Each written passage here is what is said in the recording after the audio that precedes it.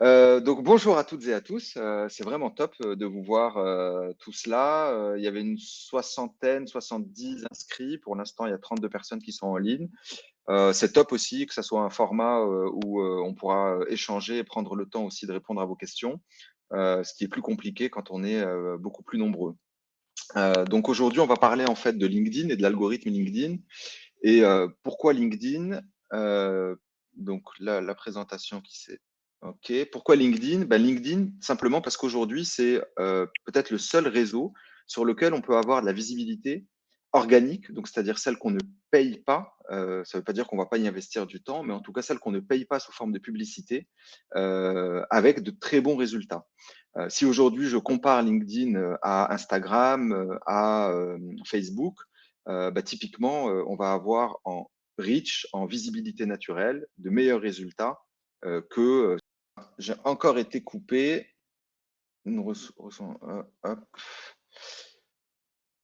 Alors pour Hugues, la présentation en fait, elle va être c'est plutôt un support, donc c'est-à-dire qu'en fait, elle est assez, succincte. Je suis pas sûr qu'elle puisse, t'aider à avoir, tout le contenu, puisque je m'en sers vraiment comme support et derrière, c'est plutôt, ce que je vais dire qui va venir, enrichir, bah, les informations. Mais bon, ensuite, s'il y a besoin d'avoir une synthèse, je crois que Mirana avait prévu, de vous préparer ça.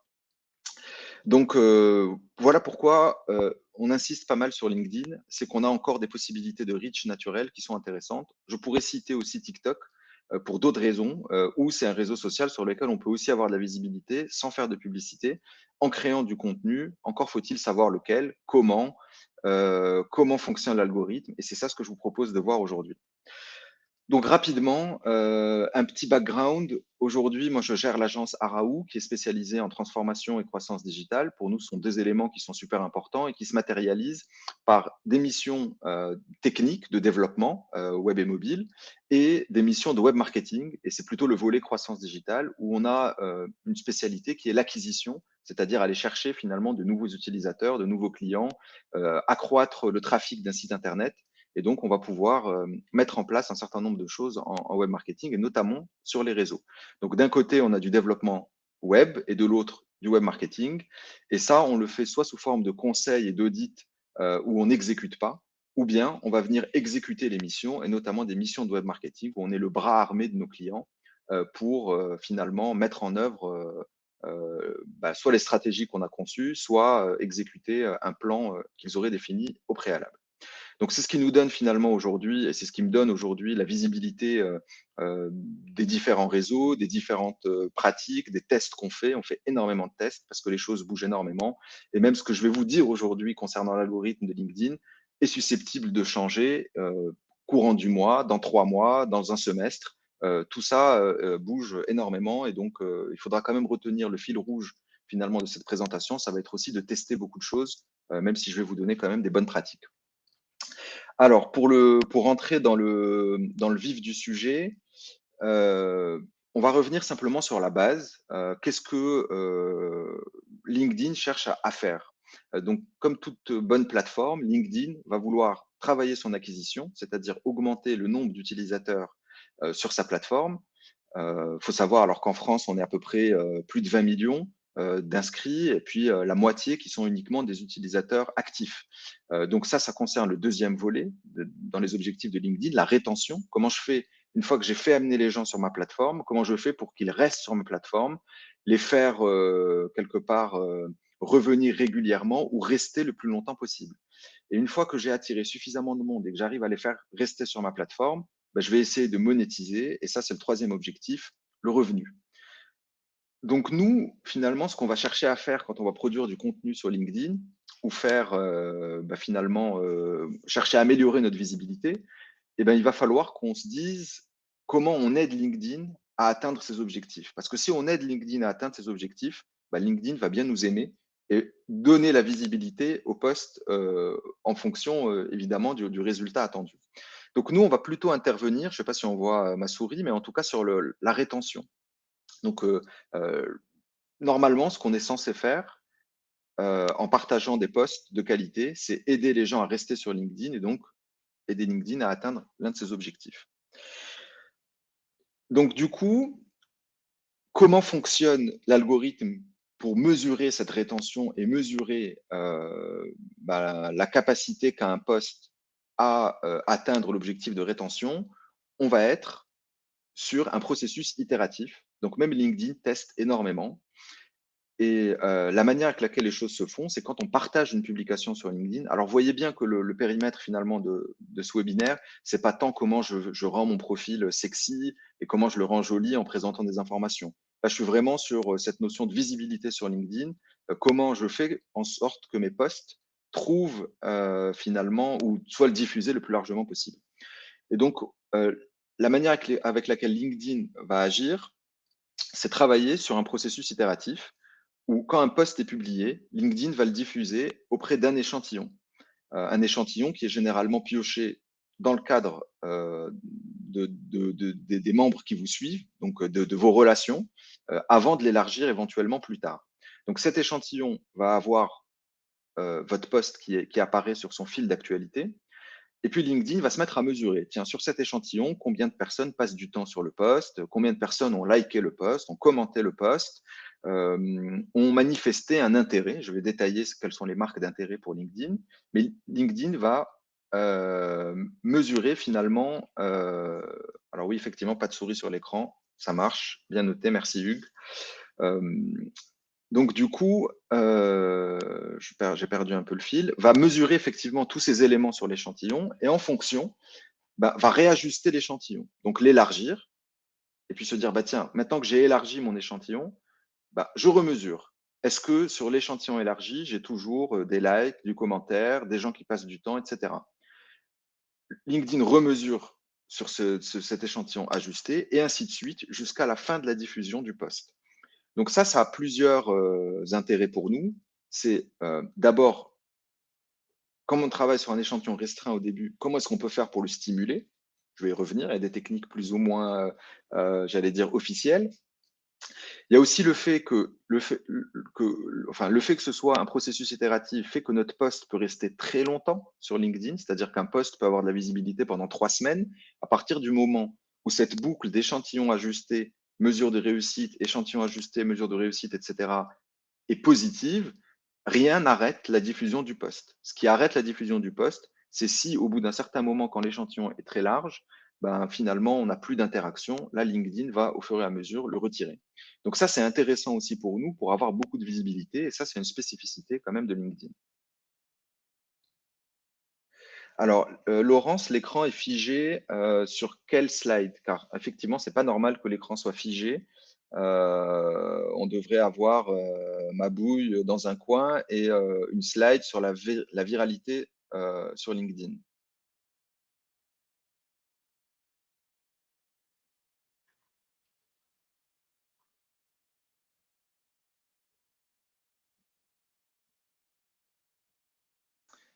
Ok, donc a priori, ça a l'air d'être un problème qui concerne pas tout le monde. Ok, on va laisser Laurence revenir.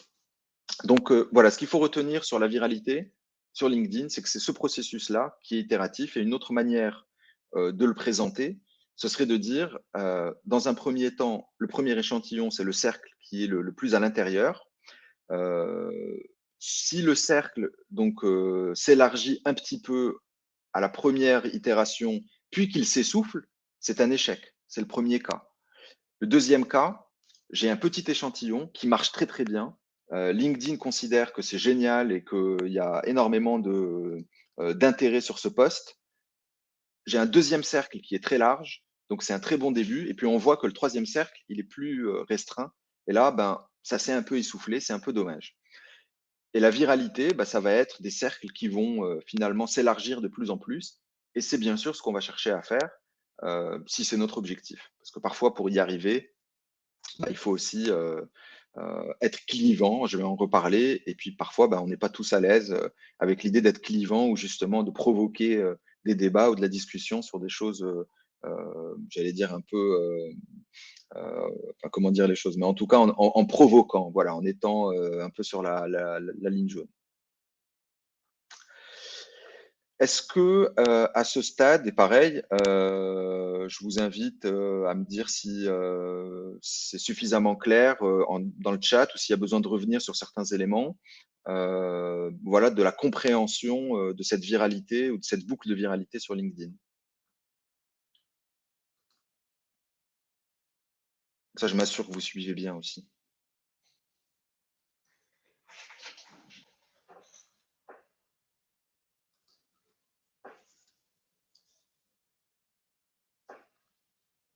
Hop.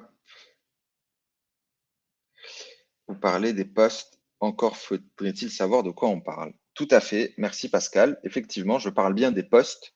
Encore une fois, c'est vrai que je ne parle pas de son propre profil, je parle des posts qu'on crée et qu'on publie sur LinkedIn. Je suis dans cette effectivement logique où pour avoir de la visibilité, il va falloir créer du contenu. Je reviens au début quand je disais la rétention, hein, dans les objectifs de LinkedIn, c'est de garder les utilisateurs sur sa plateforme. Pour les garder, du coup, il va falloir qu'on propose du contenu intéressant pour que les gens restent dessus. Et donc, du coup, tout ce dont je parle pour la boucle de viralité, ça concerne effectivement ce qu'on publie et donner plus de visibilité à ce qu'on publie. La suite arrive, Hugues. Top, on va pouvoir en parler. Le give to get, Véronique, ben, je serais curieux de prendre la question tout à l'heure. Mais effectivement, c'est un peu la même logique. De toute façon, quand on est dans une logique de création de contenu, c'est qu'à un moment donné, il va falloir aussi, comme les livres blancs, montrer son expertise, partager beaucoup d'informations pour asseoir sa notoriété, et puis effectivement, on espère en retirer. Mais je suis curieux de prendre la question peut-être en live. Ok, globalement, ça a l'air d'être clair, donc je vais poursuivre. Alors, donc ça, c'était pour bien comprendre la viralité. Et qu'est-ce qui est pris en compte justement dans ces critères de viralité? Il y a le ratio d'engagement, je vais le détailler pour dire qu'est-ce qui est pris exactement dans ce ratio d'engagement, quels sont les critères pour LinkedIn de l'engagement. Il y a la concurrence du poste, c'est-à-dire qu'aujourd'hui, si je poste à 9 heures et que dans la plateforme et dans mon réseau, il y a énormément de posts à 9 heures, je vais être en concurrence avec plein de posts. Et ça, finalement, c'est juste une machine, un robot qui doit faire des tris, essayer de savoir lequel il va mettre en avant. Donc la concurrence va diminuer quelque part ma viralité ou mon potentiel de viralité. Le nombre de contacts. Donc, pour ceux qui utilisent LinkedIn uniquement avec un réseau professionnel très restreint, et il y en a encore pas mal, qui se disent LinkedIn, c'est pro, c'est que des gens que j'ai rencontrés, c'est que j'ai récupéré des cartes de visite, c'est je cherche du boulot. Donc, je vais vraiment le restreindre.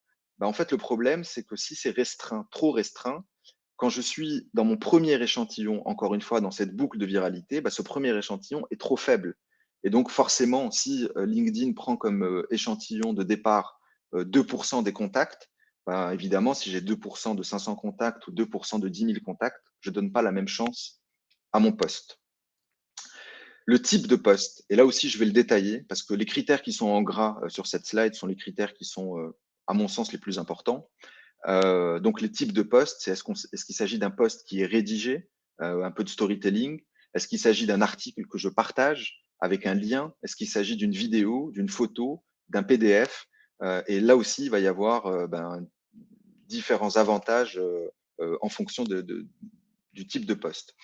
Et aussi le type de contenu. Le type de contenu, ce que j'entends dans le type de contenu, c'est qu'est-ce qu'on met dans le poste. C'est-à-dire que si j'ai une vidéo, est-ce que j'ai plutôt une vidéo commerciale, promotionnelle, ou j'ai une vidéo informative. Et là, je rejoins du coup la remarque de Véronique concernant le give to get.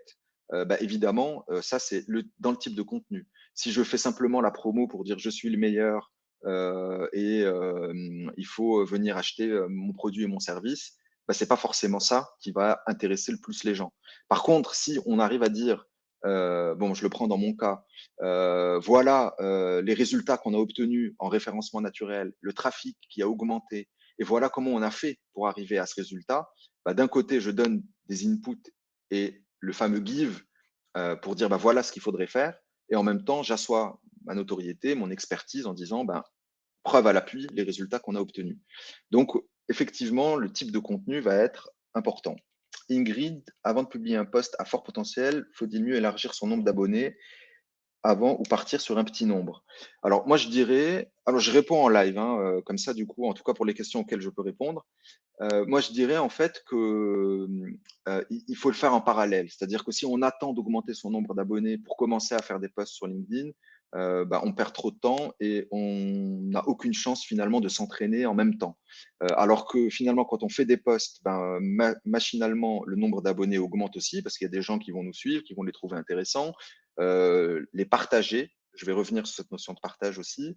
Donc moi, j'aurais tendance à dire, il faut le faire en parallèle. Parce que d'abord, c'est un bon entraînement. C'est pas simple de créer des posts régulièrement. Et puis en même temps, c'est ce qui va aussi vous permettre d'augmenter votre nombre d'abonnés. Donc, je reviens sur les critères de la boucle. Donc, le type de contenu, j'en ai parlé. Qu'est-ce qu'on met à l'intérieur du post?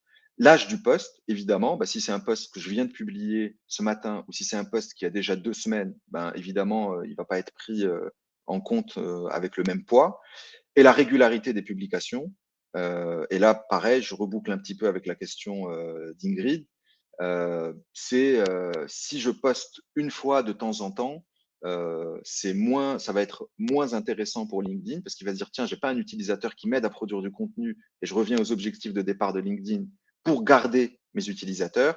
Par contre, si j'ai quelqu'un qui produit du contenu, ah bah là, ça m'intéresse, il produit régulièrement, donc lui, il va m'aider à apporter finalement de la nourriture aux utilisateurs de LinkedIn qui vont rester et consommer ce contenu. Donc là aussi, ça va être pris en compte. Alors, est-ce qu'il y a un bon moment pour envoyer un post vendredi soir, pas terrible, le matin? Eh bien là, en fait, Hugues, c'est vraiment à tester et en fonction aussi du contenu du post. Nous, on a fait des tests le week-end qui marchent super bien parce qu'on a des gens, en fait, on est moins en concurrence et on a des gens qui consultent quand même LinkedIn le week-end, plutôt dans un usage récréatif pour chercher s'il y a quelque chose d'intéressant ou bien parce qu'ils sont en train d'attendre quelque chose et à ce moment-là, ben, ils sortent leur téléphone et qui ont très très bien marché. Ensuite, moi je me méfie énormément des les meilleurs horaires pour poster, etc.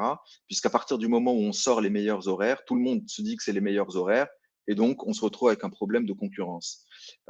D'autant plus que c'est très varié en fonction de son secteur d'activité et de ce que font nos cibles. Typiquement, si vous pensez toucher des dirigeants qui gèrent des grosses boîtes, bah, c'est peut-être le matin quand ils démarrent leur journée très très tôt, qui sont peut-être un peu plus encore disponibles pour écouter certaines choses, ou en tout cas consulter certaines choses, ou peut-être le soir tard, usage récréatif. Donc voilà, moi je me méfie vraiment voilà, ou en tout cas de donner des horaires et des jours très précis. Régulièrement, en fait, pour moi, régulièrement, ça veut dire 2 posts, 3 posts par semaine, encore une fois, ou alors à minima un post par semaine si on débute. Ça ne veut pas dire plusieurs posts par jour, puisque là, en fait, nos propres posts vont être mis en concurrence dans cette boucle de viralité. Là aussi, il y a un problème, si j'en poste trop et que j'en poste 3 ou 4 par jour, ben, en fait, il ne faut pas que je cannibalise mes propres posts et LinkedIn ne va pas me donner toute la visibilité à moi tout seul parce que je suis en train d'inonder la plateforme.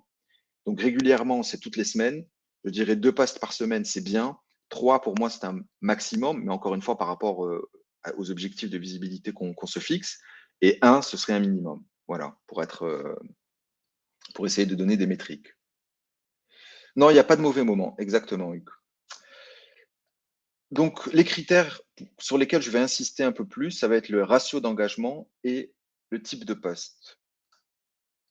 Donc, dans les ratios d'engagement, qu'est-ce qui est pris en compte dans l'engagement pour LinkedIn? Il y a d'abord ce qu'on appelle le dwell time. Le dwell time, c'est quelque chose qui a été récupéré de Facebook. C'est Facebook qui a mis en place cet indicateur au début et c'est tout simplement le temps passé sur les publications. Donc, combien de temps passe une personne sur un post? Et ça va avoir un impact sur les types de posts, du coup, qu'on a intérêt à publier. Par exemple, si je poste un article avec un lien vers une page Internet, il y a peu de chances que je passe du temps sur la LinkedIn puisque je vais cliquer sur le lien et sortir de LinkedIn. Donc ça va être plutôt un indicateur pour LinkedIn de dire, bah tiens, ce type de poste, ça m'intéresse pas trop puisqu'il ne m'aide pas à retenir mes utilisateurs sur ma plateforme. Donc, je ne vais pas promouvoir ce type de poste, je ne vais pas lui donner beaucoup de visibilité puisqu'il me fait sortir des gens.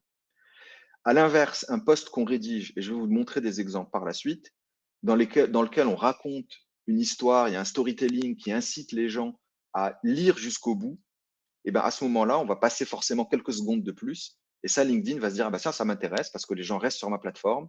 Et donc, je vais plus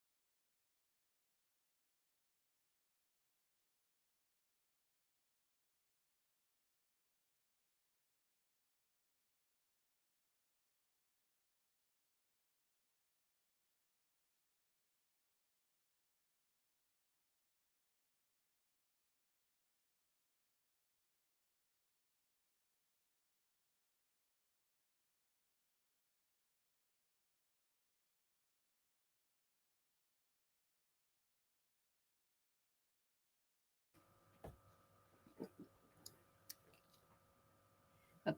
Reda, on ne t'entend plus malheureusement.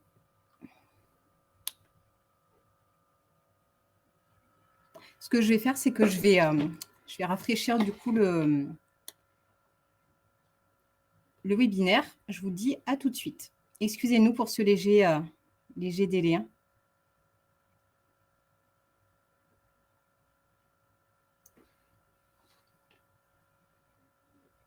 Toujours pas? Voilà, ça y est, Reda. Oui, je suis revenu. C'est bon. Oui? C'est bon. Ok.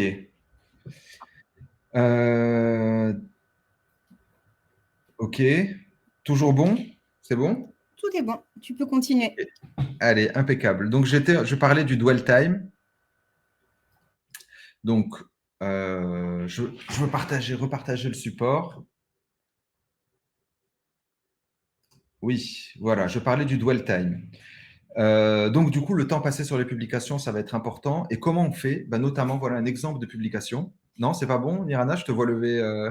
Si, c'est bon? Ok, super. Donc, comment est-ce qu'on fait notamment pourquoi est-ce qu'on voit beaucoup de posts qui ressemblent à celui-ci? C'est parce qu'on cherche tous à avoir quelque part ce petit bouton voir plus.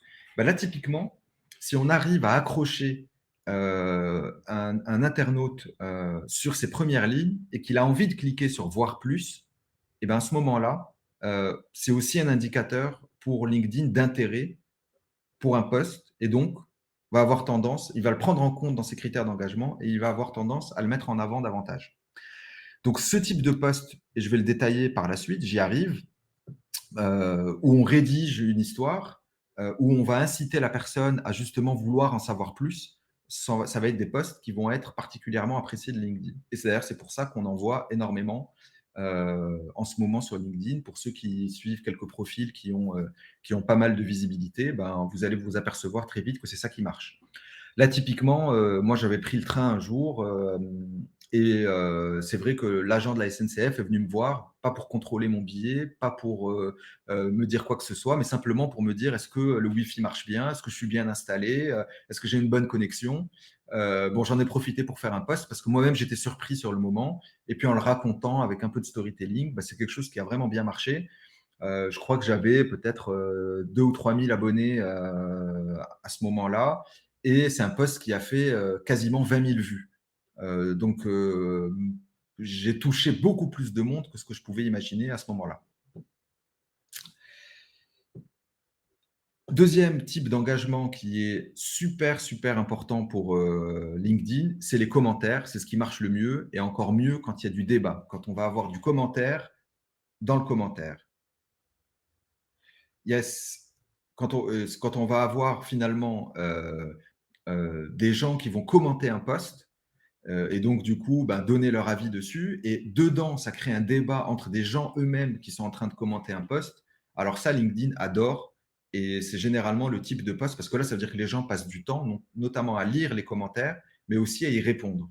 Et donc, on est dans la rétention. Ça veut dire que LinkedIn peut se targuer de plus en plus d'utilisateurs sur sa plateforme à un instant T et donc derrière monétiser. Donc, pour avoir ce type de post, généralement, ça veut dire qu'on fait des posts clivants, si on veut créer du débat. Si on fait un post consensuel, on ne crée pas de débat. Tout le monde est d'accord. Au mieux, on a un pouce, quelqu'un qui dit super, quelqu'un qui dit félicitations. Bon, après, il faut, si on veut en tout cas être dans cette logique-là, il faut créer du débat, aller chercher des choses clivantes. Et parfois, le retour de manivelle, c'est aussi du bad buzz parce qu'on se fait passer pour quelqu'un qu'on n'est pas avec des positions sur lesquelles on n'est pas forcément d'accord parce qu'on a voulu créer finalement un débat et de la visibilité.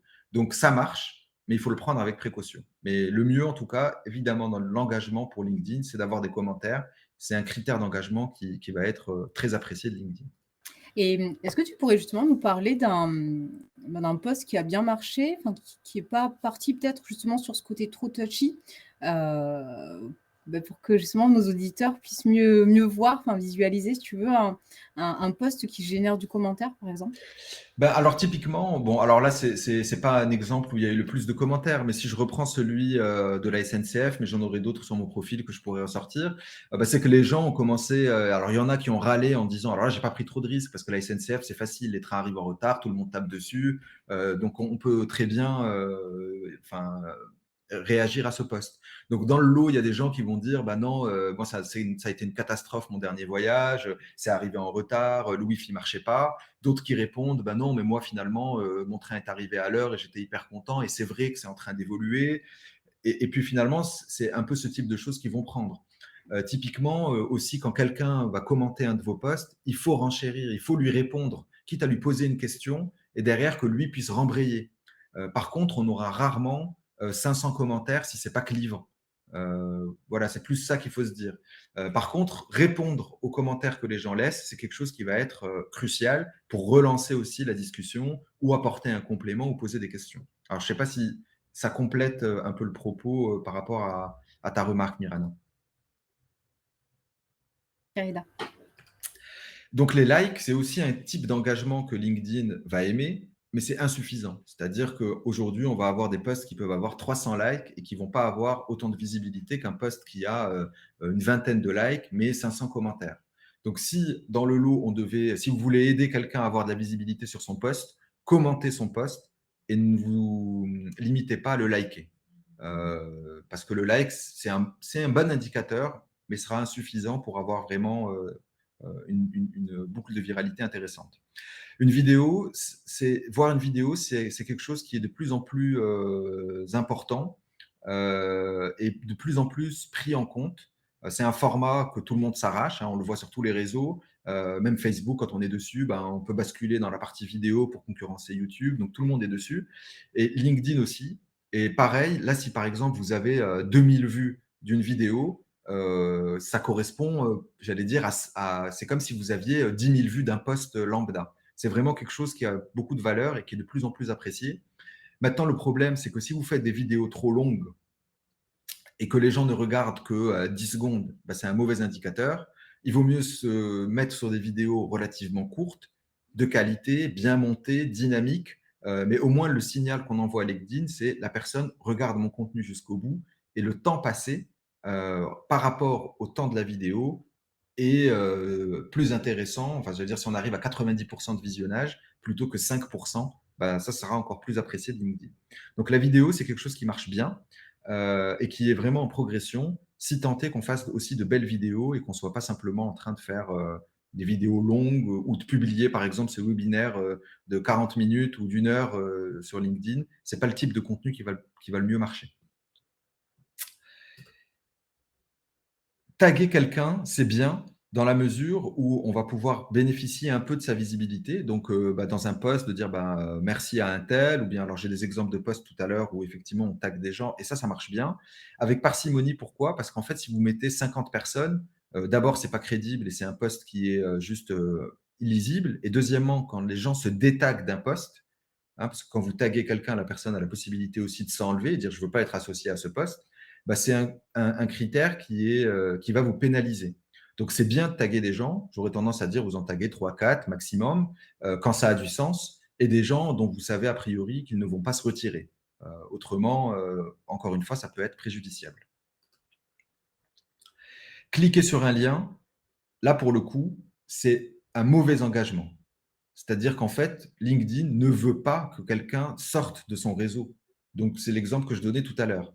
Mais ce n'est pas forcément mauvais pour vous. Ça veut dire que des fois, il faut accepter, et c'est quoi l'objectif finalement d'un post? Il faut accepter que la visibilité du post sera limitée, sera réduite au profit d'un trafic plus important sur votre site internet ou sur la page que vous voulez promouvoir.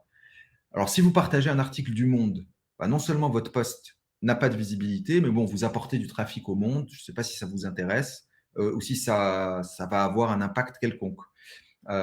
Donc, du coup, là, il faut le mesurer à l'aune finalement de votre objectif. Et si vous dites, moi, je vais amener des gens intéressants sur mon site, je vais préférer dans ce cas mettre un lien. Et ce n'est pas grave, je vais avoir moins de visibilité, mais plus de trafic.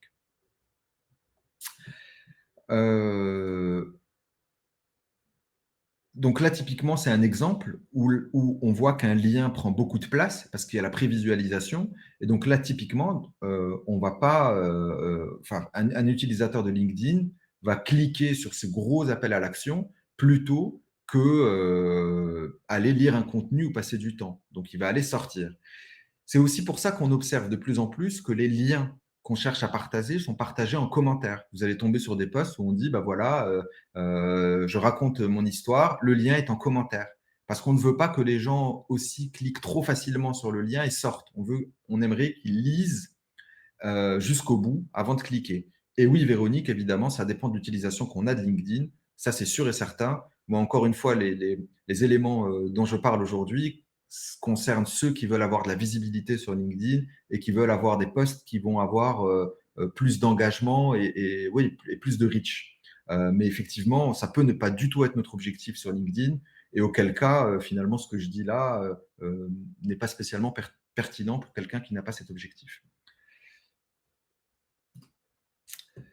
Les partages, c'est paradoxal, mais c'est pas bon. Ça aide personne finalement. C'est-à-dire que quand vous publiez un post sur LinkedIn, il ne faut pas demander aux gens de le partager en cliquant sur le lien et en mettant partager sur mon fil d'actualité. Donc ça n'a absolument pas l'intérêt auquel on pense spontanément. On se dit que si quelqu'un partage mon post, ça va devenir viral et ça va contribuer à le diffuser. En fait, non. C'est empirique, mais on a entre moins 10 et moins 15% de visibilité et de viralité sur un post qui est repartagé. Si vous voulez que quelqu'un vous aide à promouvoir votre post, au lieu de le partager, il faudrait qu'il le commente et qu'il le like. Et idéalement, s'il peut laisser un commentaire riche, pas uniquement un pouce ou bien 3 lignes pour vous dire félicitations, mais s'il peut laisser un avis, commenter, argumenter, ça sera d'autant plus apprécié.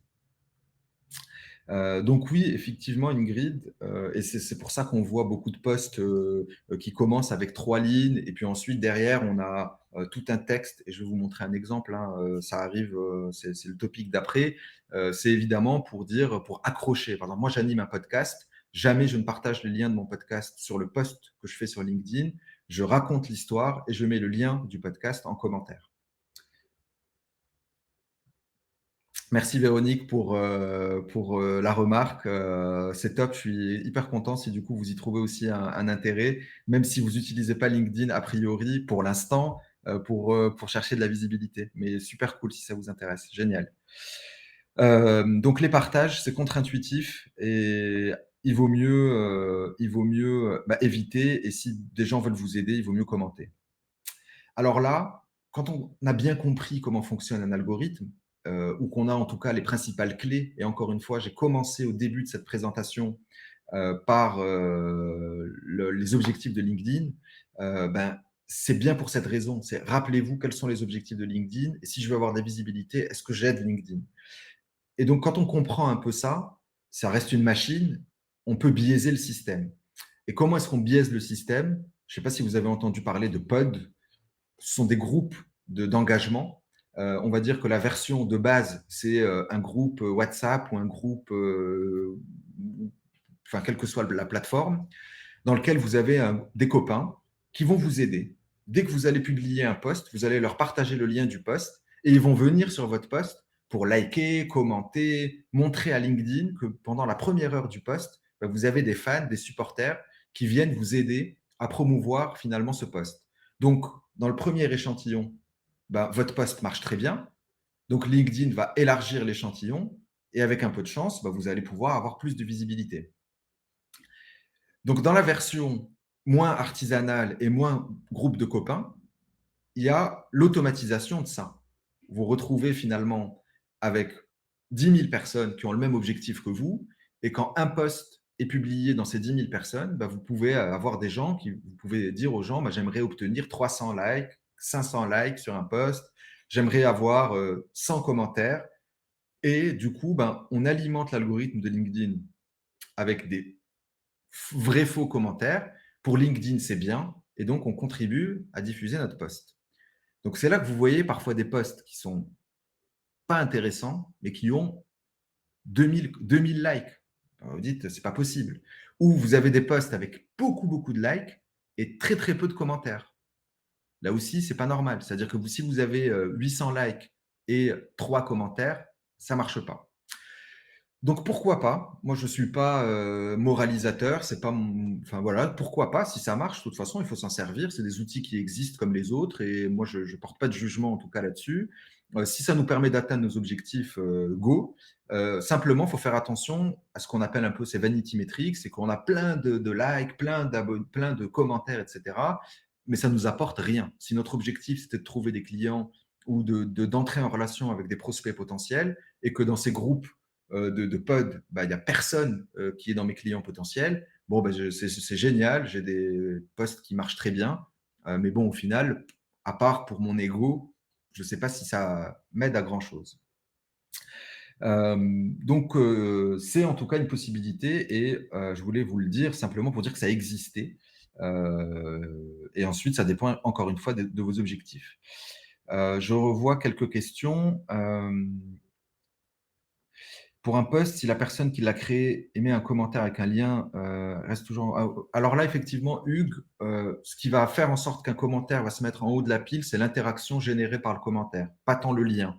À partir du moment où les liens sont dans le commentaire, bon, il peut y en avoir plusieurs, c'est moins gênant que les liens qui sont mis dans les posts, puisque dans les posts, par défaut, vous avez cette prévisualisation que je vous ai montrée qui est assez massive et qu'on ne peut pas rater. À minima, si vous voulez partager un lien sur un post, mon conseil, ce serait d'enlever cette prévisualisation, parce qu'on peut le faire. On peut dire, tiens, je partage ce lien, mais je supprime la prévisualisation. Et là, au moins, on a un lien vous allez avoir peut-être un peu moins de clics, mais vous allez être sur un compromis entre clic et visibilité. Mais après, dans les commentaires, ce qui fait qu'un commentaire reste en haut, c'est l'interaction. Et alors, Sébastien, dans la recherche d'emploi, là, vous pouvez simplement mettre en avant vos compétences grâce à des posts, en cherchant de la viralité, donc en mettant en scène vos compétences quelque part, ou votre expertise. Donc, ça peut aider dans ce sens-là à trouver un emploi, à gagner de la visibilité. Il y a ceux qui ont fait des CV hyper originaux, mais là, encore une fois, je vais en reparler dans les types de posts ou sur les photos. Mais là, c'est encore… voilà, il faut se creuser les méninges, trouver une idée qui sort de l'ordinaire. Donc ça, vraiment, quand on fait dans l'original, des fois, on se plante, il faut l'accepter. Donc ça peut être ça aussi. Mais en tout cas, je dirais dans la recherche d'emploi, c'est montrer vos compétences et votre expertise par des postes engageants, ça peut avoir du sens. Après, si c'est pour aller contacter les recruteurs un à un, ce que je dis là n'a pas vraiment d'impact, mais on peut parler d'automatisation un peu plus tard. Et justement, pour rebondir là sur montrer son expertise, ça va être par exemple de partager des actualités liées à votre métier. C'est que nous, par exemple, sur RH Solutions, certains consultants, je ne sais pas si sur les personnes, par exemple, qui sont spécialisées dans les ressources humaines, vont pouvoir partager, je ne sais pas, des nouveautés sur la RGPD ou en tout cas, voilà, des points spécifiques qui montrent en fait leur expertise en rebondissant tout simplement sur les dernières mises à jour, je ne sais pas, juridiques, les dernières nouveautés en fait liées à votre métier. Ça peut être des idées de posts en tout cas à partager sur LinkedIn. Alors, je rebondis sur la remarque de Véronique qui indique que dans la recherche d'emploi, le profil, c'est le profil qui compte plus que le nombre de postes. Oui, tout à fait. Encore faut-il qu'on le voit. Et donc, pour voir ce profil, on va faire des posts qui vont, on l'espère, avoir de la viralité et inciter les gens à voir notre profil. Donc, ce que je dis là n'est pas en opposition avec le profil. Effectivement, on aurait pu faire aussi un webinaire sur comment bien faire un profil LinkedIn, comment l'optimiser pour qu'il soit suffisamment sexy. Mais une fois qu'on a, c'est comme un site internet dans mon métier. Si je fais un très beau site internet, mais que personne ne voit, c'est dommage, quoi. C'est pareil pour votre profil. Et les posts ne sont là que pour nous aider à mettre en avant le profil quelque part. Hein. Alors, les différents types de posts. Donc, il y a le post normal. Ça, c'est le top. Hein, on va raconter cette histoire. Je ne sais pas dans quelle mesure la présentation est grande et que vous arrivez à lire sur vos écrans le post. Là, typiquement, quand on va raconter une histoire, donner envie aux gens de lire, cliquer sur lire la suite, il faut aller au bout de l'histoire. Donc, si j'ai réussi à accrocher quelqu'un et qu'il est obligé de lire jusqu'au bout, forcément, je vais gagner du temps. Je vais peut-être lui donner envie de réagir, etc. Donc ça, c'est le post qui marche le mieux. Le rapport investissement-temps-gain, c'est le top. Donc même si vous voulez partager quelque chose qui a trait à votre expertise, essayez de le mettre en scène, en racontant quelque chose. Hein, ça, c'est le mieux. On a les articles. Si je partage un article, juste le lien de l'article, comme l'exemple que je vous montrais tout à l'heure, en termes de viralité, c'est peu intéressant en termes de viralité. Par contre, si c'est quelque chose qui renvoie vers votre site internet, vers une page que vous voulez promouvoir, ça peut avoir du sens. Voilà. Le post d'une page. Donc là, je sais que a priori, la majorité d'entre vous n'ont pas forcément des pages entreprises. Donc, c'est plutôt des profils personnels. Et c'est bien ça dont je parle. Si vous essayez de promouvoir une page professionnelle, la viralité, moi, je dis aujourd'hui qu'elle est impossible parce qu'on n'a pas encore réussi à craquer le truc. Je vais vous montrer un exemple flagrant. Coca-Cola, donc plus de 6 millions d'abonnés. Ils font un post, mais vous pouvez aller voir leur page. Hein. Moi, j'ai pris ce post, c'est pas un que j'ai choisi volontairement avec très peu de likes, mais 6 millions d'abonnés sur une page pour 90 likes et je n'arrive plus à lire du coup si c'est un commentaire ou deux. Et ça, c'est sur une page entreprise qui a 6 millions d'abonnés. Donc, autant vous dire que c'est ridicule. C'est même pas 0,001% d'engagement. La raison est simple, c'est qu'une page entreprise, LinkedIn a plus d'intérêt à lui vendre de la publicité. Voilà, l'entreprise est identifiée. Moi, pour lui donner de la visibilité, je veux lui vendre de la pub. Je n'ai pas envie de l'aider outre mesure, en fait. Les images, c'est à double tranchant. Parce qu'en fait, une bonne image, c'est viral. Et une image quelconque, en fait, on n'y passe pas de temps, on ne like pas, on ne commente pas, on ne fait rien. Il y a une image qui a très bien marché au début du confinement et du télétravail. Quelqu'un qui installe un bureau dans sa piscine. Et c'était son nouveau bureau avec une photo assez bien prise. Et donc, il était dans sa piscine. C'était son nouvel espace de travail. Et c'est une photo qui a eu beaucoup de viralité parce qu'elle était assez sympa, assez inédite. Bon, d'autres l'ont copiée entre-temps et ça n'a plus trop bien marché. Mais donc, sur les images, choisissez bien vos photos. Allez, pour rester dans le cliché, si je mets le chaton, ça, c'est un truc qui marche pas vraiment. Des images un peu bateau qu'on récupère sur Internet parce qu'elles circulent beaucoup, ça marche pas vraiment. Donc, il faut chercher un peu d'originalité, en fait. Les vidéos, c'est génial, c'est ce que je disais tout à l'heure, et LinkedIn les prend en compte de plus en plus. Mais par contre, c'est long à produire pour faire une vidéo de qualité. Mais c'est top. Si vous avez la capacité de le faire, why not? Les PDF, ça marche super bien, notamment pour montrer aussi son expertise, donc notamment pour de la recherche d'emploi, mais pas que. On a cette façon de présenter les PDF automatiquement sur LinkedIn qui est intéressante, où on va pouvoir slider dans le contenu du PDF. Et ça, du coup, ça crée de la rétention. Les gens restent parce qu'on va accompagner notre post d'une petite phrase d'accroche. Et ensuite, les gens vont rester pour scroller dans le PDF. Et ben, s'ils passent un peu de temps et qu'on arrive à les intéresser, ben, encore une fois, on a, entre guillemets, rempli les critères de l'algorithme de LinkedIn. Donc, si je fais une synthèse, parce qu'on est à peu près à 50 minutes, et si on devait laisser un peu de temps pour l'échange, ce serait top. Cartonner sur LinkedIn, ça ne va pas être simple. Si c'est encore une fois, c'est notre objectif. Hein. Moi, je ne suis pas un ayatollah il faut absolument avoir de la visibilité et de la viralité et que vos posts fassent des millions de vues. Moi, ce n'est pas trop ma façon de fonctionner. Je cherche pas à faire des choses ultra clivantes, je cherche à raconter des histoires intéressantes pour que mes posts, au lieu de faire 200 vues, ils en fassent 5 000, 6 000, 10 000. Mais les vrais influenceurs, ils vont chercher 100 000 vues. Ils vont faire des choses très clivantes, ils vont être assez provocateurs. Donc voilà, encore une fois, ce n'est pas mon objectif, mais on va dire que cartonner, en tout cas, c'est augmenter son nombre de visibilité ou sa visibilité ou son nombre de vues sur LinkedIn. Pour ça, il faudra être régulier, apprendre. Donc, ça veut dire avoir une démarche où on va analyser le retour de ce qu'on vient de faire et des posts qui ont le mieux marché et tester des choses. Donc, tester des horaires, tester des jours. Je vais revenir, Véronique, sur l'intérêt d'avoir un compte premium. Et donc, l'algorithme, il change. Et donc, du coup, ce que je vous dis aujourd'hui, là, j'ai quand même pris, entre guillemets, j'ai pressé les choses de l'algorithme qui, a priori, ne sont pas prêtes de bouger. Mais voilà, LinkedIn fait lui-même beaucoup de tests. Et au début, pourquoi les gens mettaient, par exemple, beaucoup d'espace dans un post, très aéré, pas uniquement pour le rendre lisible, mais parce qu'il y avait un bug dans l'algorithme de LinkedIn qui faisait que quand on laissait 3 ou 4 espaces vides entre 2 lignes, on avait énormément de visibilité. Et c'est quelqu'un qui s'en est aperçu en faisant des tests. Bon, ça a très vite été corrigé. Les nouvelles fonctionnalités sont aussi privilégiées par LinkedIn, dans le sens où, par exemple, en ce moment, tout le monde fait des sondages. Si vous regardez les flux votre fil d'actualité ou les flux de certains profils, il y a énormément de sondages. Comme c'est une fonctionnalité qui est plutôt récente, qu'on a la possibilité de mettre une durée pour un sondage de 2 semaines, LinkedIn va plutôt vouloir tester cette fonctionnalité. On a les 2 semaines qui nous garantissent au moins 2 semaines de visibilité en plus. Les gens vont plonger, enfin les gens en tout cas qui suivent cette tendance vont plonger et utiliser cette fonctionnalité. Alors, comment est-ce qu'on pourrait aller plus loin ? Alors, le social, alors je vais répondre aux 2 questions juste sur le comment on pourrait aller plus loin.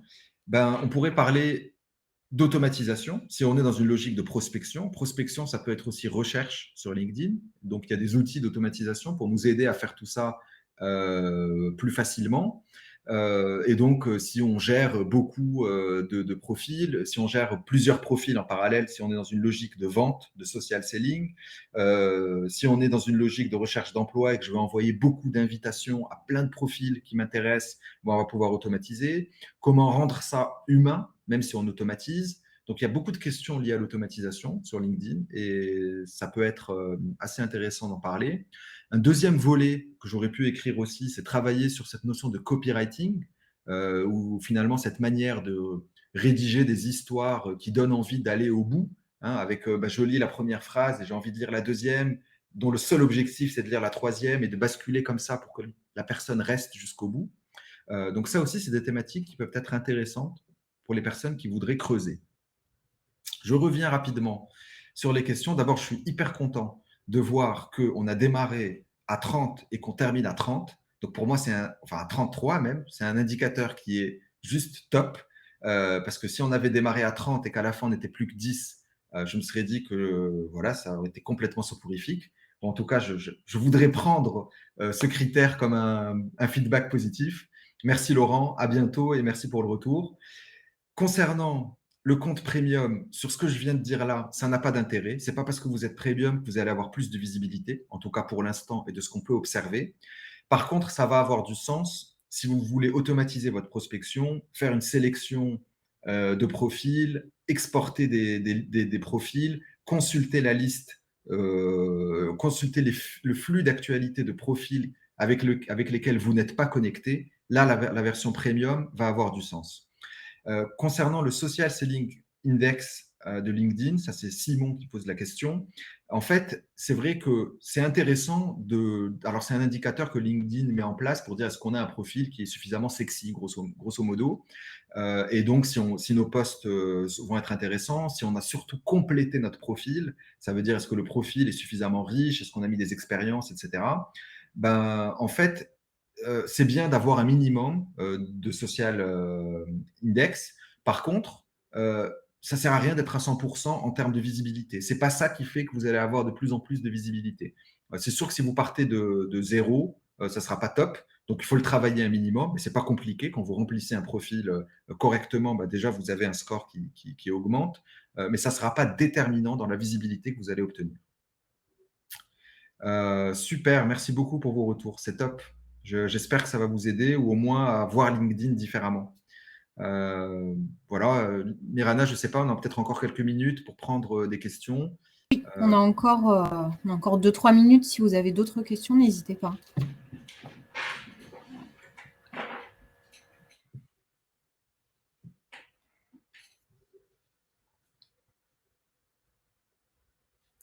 Bon, je crois qu'a priori, on a fait un bon tour d'horizon. En tout cas, n'hésitez pas à me rejoindre. Alors, effectivement, on fait un contenu qui va au-delà de bien remplir son profil. Ah, super. Ah, ça, c'est génial. C'est des super feedbacks. Merci à tous. Génial. Et ben, en tout cas, si vous voulez poursuivre, n'hésitez pas à me suivre sur LinkedIn. Le lien a été partagé un peu plus tôt par Mirana. Et super, merci beaucoup pour vos retours. Yes, nice. Génial. Bon, super. Mais écoute, merci beaucoup en tout cas, Reda, pour ce retour sur justement ton expertise. Moi, ce que je propose de toute façon, c'est après le webinaire, vous envoyer juste une rapide synthèse là, des points clés que Reda a transmis pour justement créer de l'engagement sur vos posts. Et puis, on vous donne rendez-vous pour le prochain webinaire RH Solutions. Génial. Merci Mirana pour ton invitation.